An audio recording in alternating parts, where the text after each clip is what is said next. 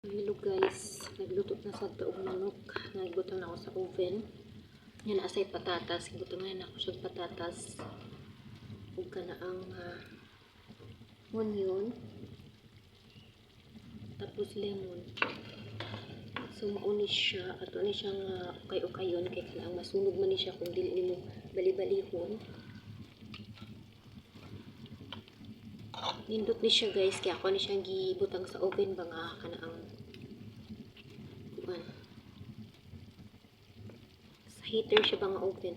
Nya kini siya ulang tawaragod kay kung muha ni siyang ibutang sa una masunog ni siya, mapaig ni siya ang kuan. Ang pinakatapid siya ba nga imuha siyang ibutang. Mo ni siya ako ni siyang gisagulag patatas kay kana.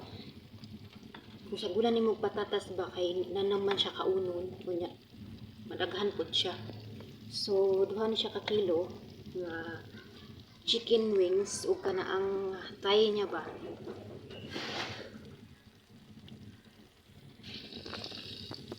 Ini siyang lami kaunon with rice. Daghan gid ang imong pagkaon. So mahurot ko ni siya na ay tag 2 days.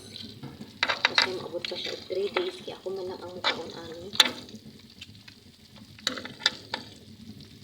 Ang bata.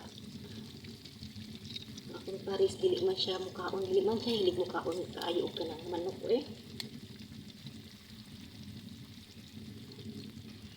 Hilig-hilig sa taon. So mauni siya.